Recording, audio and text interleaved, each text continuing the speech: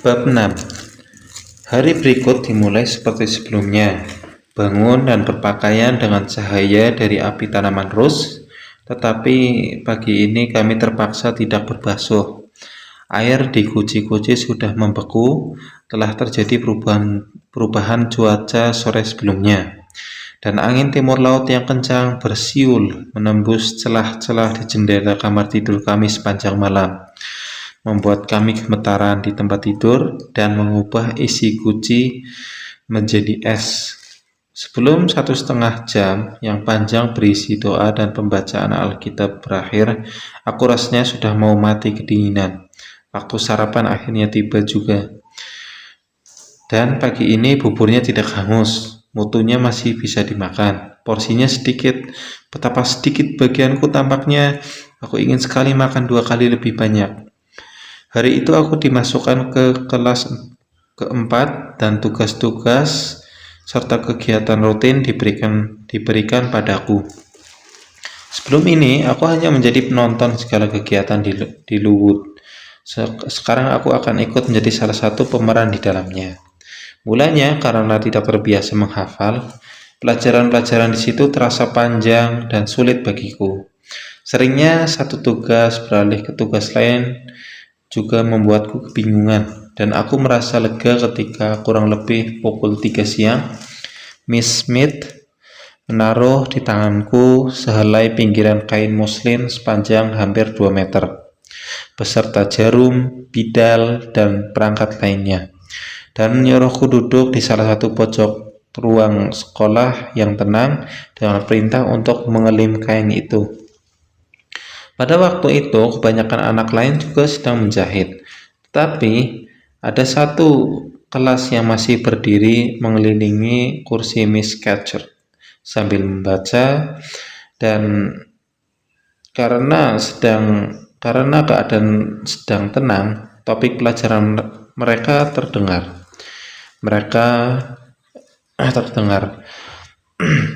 Beserta kebolehan masing-masing anak dalam menjawab pertanyaan dan teguran atau pujian yang diberikan Miss Catcher atas jawaban mereka. Topik yang mereka baca adalah sejarah Inggris. Di antara para muridnya, aku melihat kenalanku di beranda kemarin. Pada awal pelajaran, dia menduduki tempat teratas di kelas. Tapi karena salah melafalkan atau tidak memperhatikan tanda baca, dia tiba-tiba digeser ke paling bawah. Di tempat tersembunyi itu sekalipun, Miss Catcher terus menjadikannya pusat perhatian. Dia berkali-kali melontarkan komentar-komentar semacam ini kepada gadis itu. Burns. Rupanya memang itu nama gadis tersebut.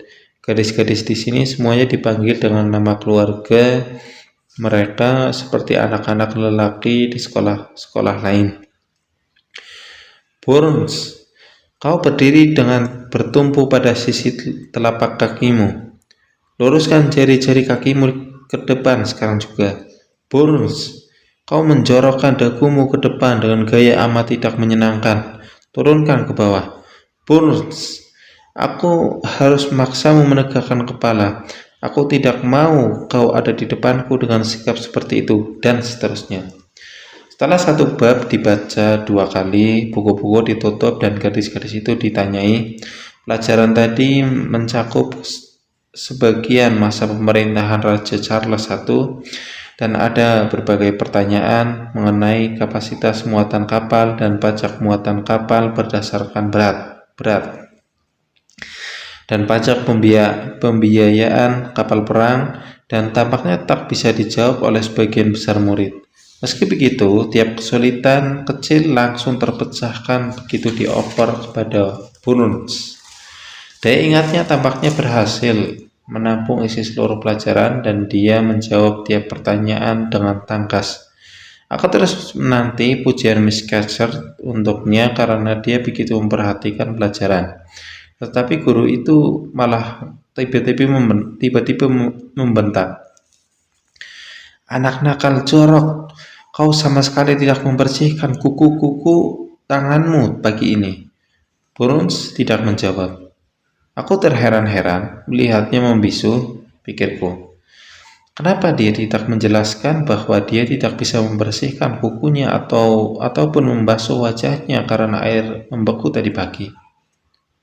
Perhatianku terputus ketika Miss Smith memintaku memegang segulung benang, sementara dia melilitkan benang. Sesekali diajaknya aku berbicara, bertanya apakah aku pernah bersekolah sebelumnya, apakah aku bisa menandai patron di kain, menyetik, merajut, dan sebagainya.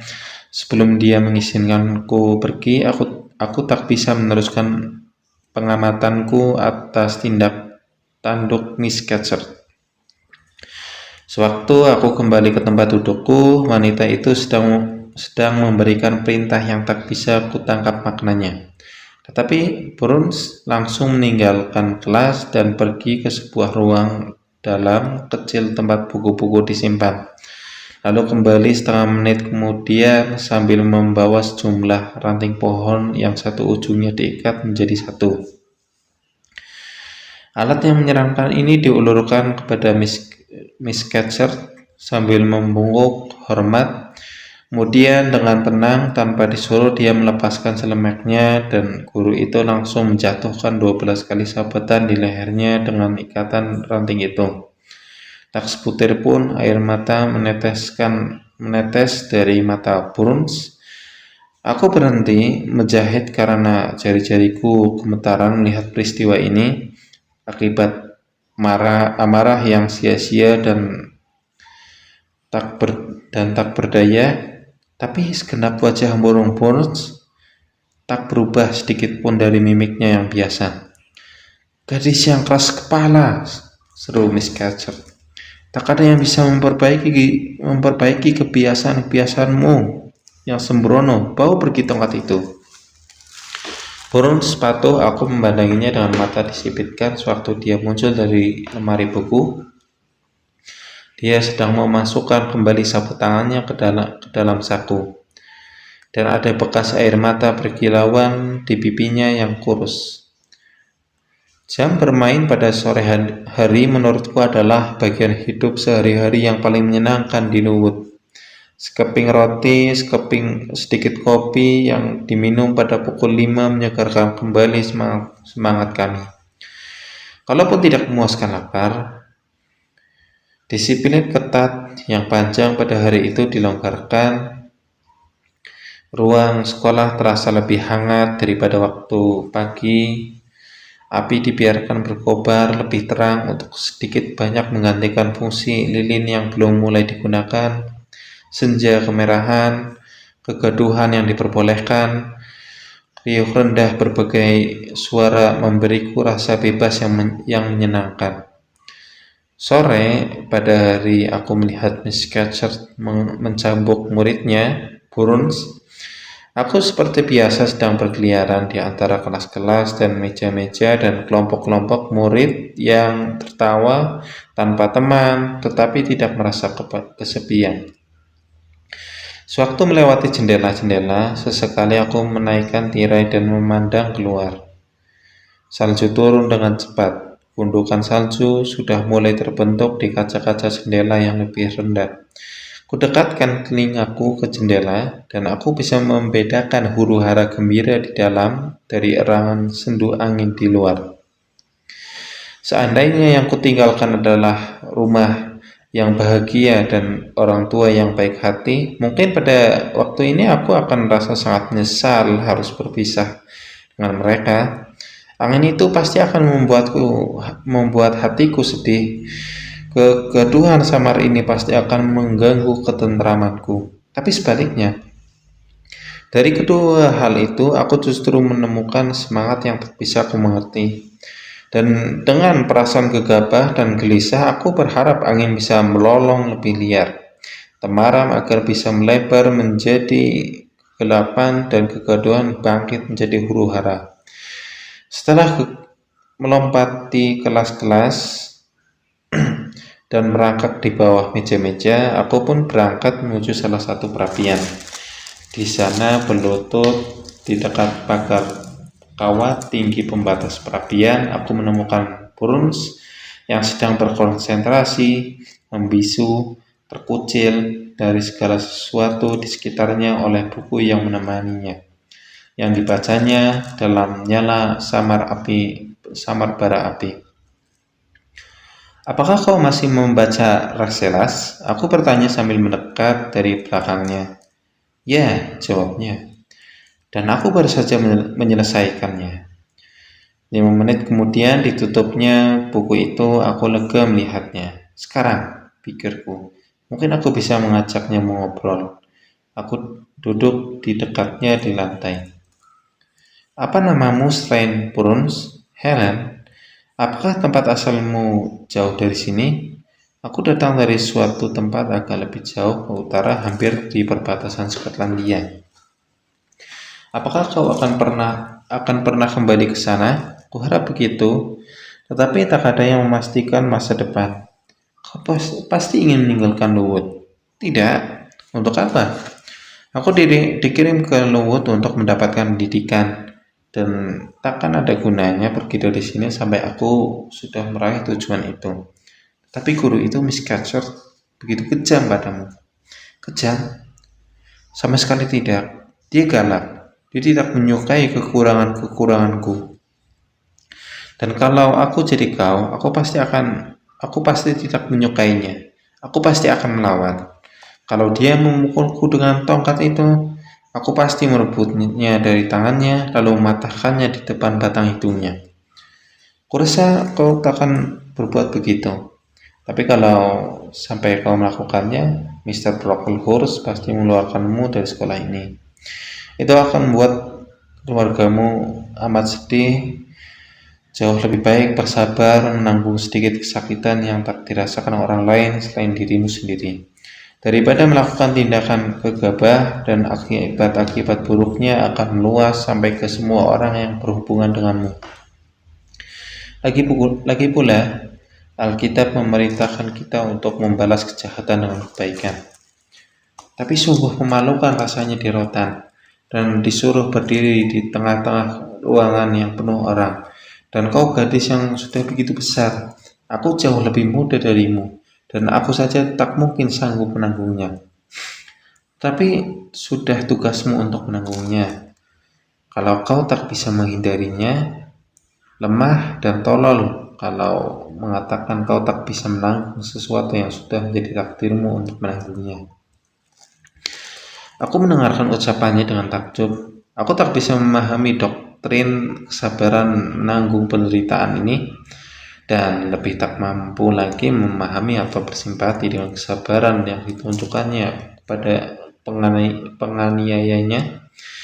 Meski begitu, aku merasa Helen Burns memikirkan hal-hal ini dengan pertimbangan yang tak tampak olehku. Aku menduga dia mungkin benar dan aku salah, tetapi aku takkan merenungkan urusan ini masak-masak seperti Felix. Aku menundanya sampai waktu yang lebih pas. "Kau bilang kau punya kekurangan, Helen. Apa kekuranganmu itu? Bagiku kau tampak amat baik." "Kalau begitu, belajar dariku untuk tidak menilai orang dari penampilannya saja. Aku ini, seperti kata Miss Scatcherd, ceroboh. Aku jarang merapikan barang, dan tak pernah menjaga kerapian. Aku ceroboh. Aku selalu melupakan peraturan. Aku membaca buku padahal semestinya aku belajar. Aku tak punya metode, dan kadang-kadang aku berkata, seperti kau, bahwa aku tak sanggup tunduk pada peraturan yang sistematis. Ini semua amat menjengkelkan bagi Miss Scatcherd yang sifat alaminya rapi, tepat waktu, dan teliti. Dan jahat dan kelam, tambahku. Tetapi Helen Burns tak mau menerima tambahanku ini. Dia diam saja. "Apakah Miss Temple juga galak padamu seperti Miss Scatcherd?" Begitu mendengar nama Miss Temple, senyuman lembut melintas di wajahnya yang serius. Miss Temple penuh kebaikan.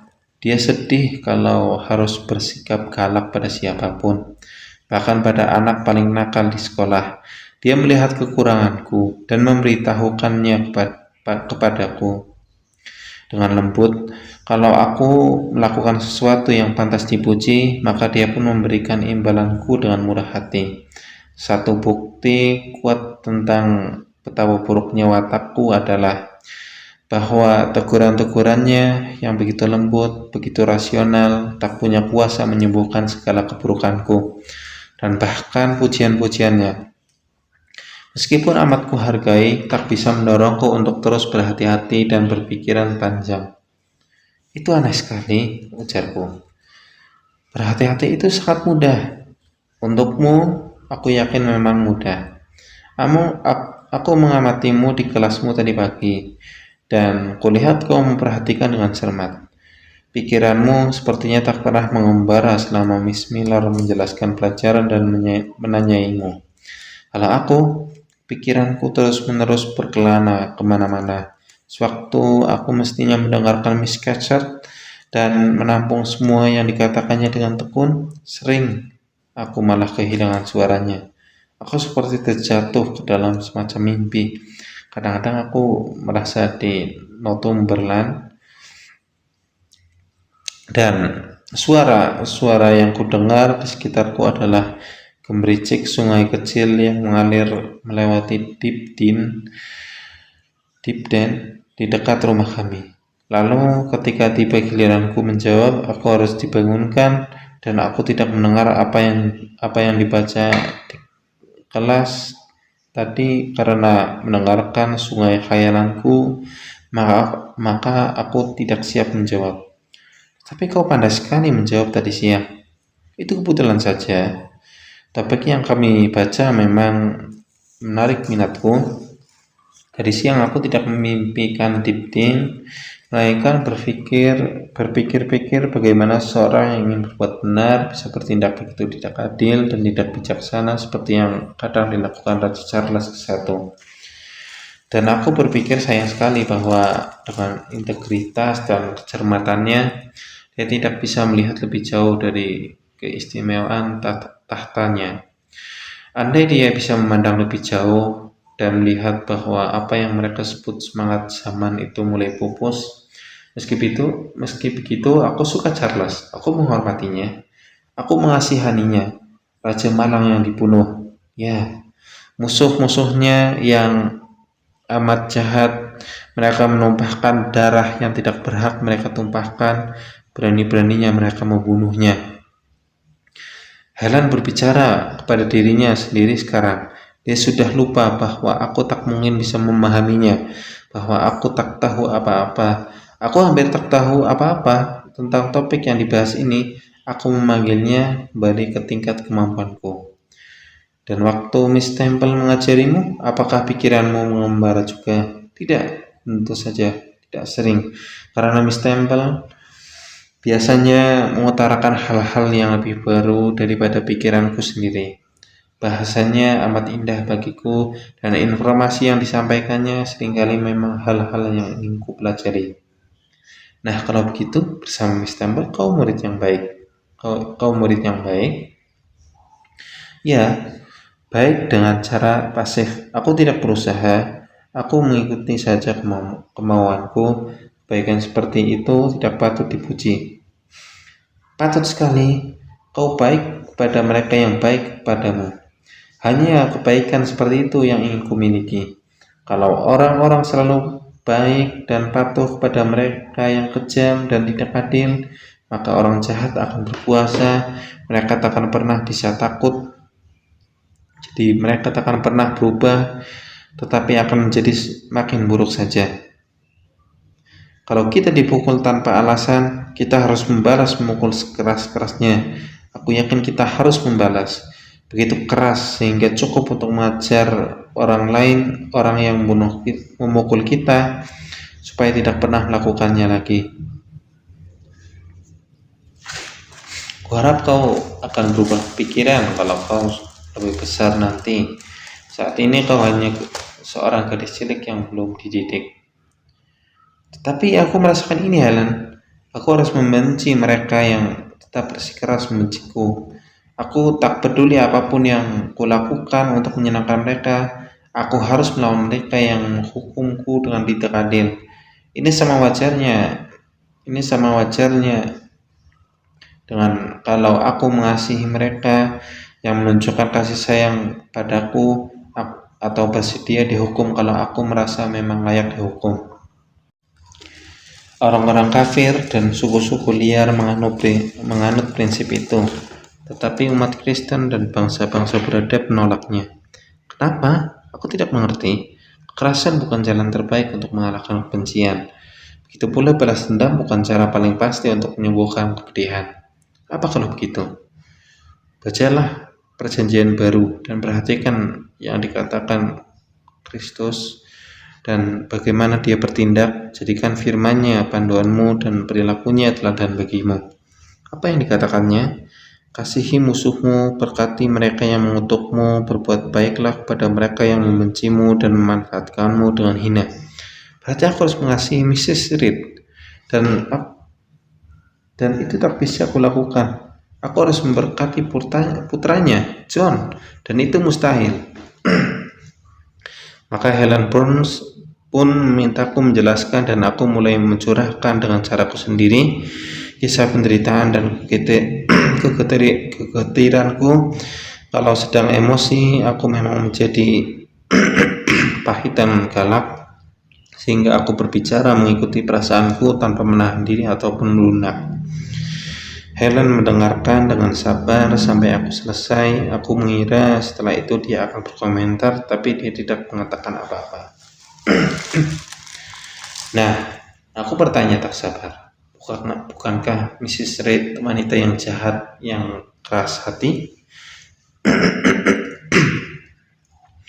Dia memang tidak baik padamu, itu sudah pasti. Karena dia tidak menyukai watakmu, sebagaimana Miss Catcher tidak menyukai watakku, tetapi betapa cermatnya kau mengingat segala yang pernah dilakukan dan dikatakannya padamu. Ingat segala yang pernah dilakukan. Tampaknya ketidakadilannya telah meninggalkan kesan begitu mendalam di hatimu. Tak ada perlakuan kejam yang bisa membekas begitu kuat dalam perasaanku. Tidakkah kau akan lebih bahagia kalau kau mencoba melupakan kegalakannya beserta semua ledakan emosi yang diakibatkannya?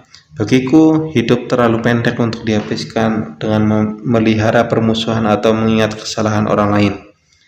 Kita semua, setiap orang dari kita memang harus dibebani dengan kesalahan di dunia ini. Tapi aku yakin akan tiba waktunya kita melepaskan beban itu dengan melepaskan tubuh kita yang bisa hancur ini. Kebejatan dan dosa akan berguguran dari kita bersama kerangka daging yang menyusahkan ini, dan hanya kilau roh yang tersisa. Prinsip cahaya dan pikiran yang tak dapat diraba indera semurni ketika dia meninggalkan Sang Pencipta untuk mengilhami ciptaannya. Dari mana dia datang, kesanalah dia akan kembali. Mungkin untuk diberikan lagi kepada makhluk yang lebih tinggi derajatnya daripada manusia. Mungkin untuk melewati tingkat-tingkat kemuliaan. Dari jiwa manusia yang pucat yang harus diteranginya sampai ke serafim. Sebaliknya, pasti dia takkan pernah dipaksa merendah dari manusia ke setan. Tidak, aku tak percaya itu. Aku memegang prinsip lain yang tak pernah diajarkan siapapun padaku dan jarang kuucapkan, tetapi prinsip ini memberiku sukacita dan aku memegangnya erat-erat karena dia memberi pengharapan kepada semua.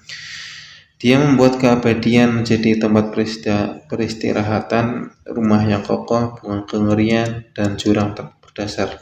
Lagi pula dengan prinsip ini aku bisa dengan jelas membedakan penjahat dan kejahatannya.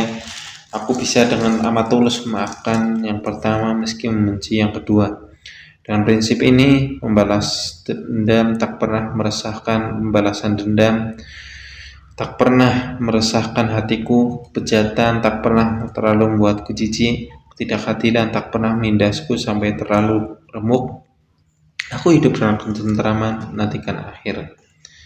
Kepala Helen yang selalu tertunduk turun sedikit lagi sewaktu dia menyelesaikan kalimat ini. Dari ekspresi wajahnya aku lihat dia tak ingin berbicara lagi lagi padaku, tapi ingin bercakap-cakap dengan pikirannya sendiri. Dia tidak mendapat banyak waktu untuk berenung. Seorang pengawas, gadis bertubuh besar yang kasar, tak lama muncul dan berseru dengan logat Cumberland yang kental, "Helen Bruns, kalau kau tidak pergi merapikan lancimu dan melipat pekerjaanmu sekarang juga, aku akan melapor kepada Miss Catcher dan memintanya datang memeriksanya." Helen mendesah sementara lamunannya terbang pergi, lalu dia bangkit dan mematuhi si pengawas tanpa menyahut juga tanpa menunda.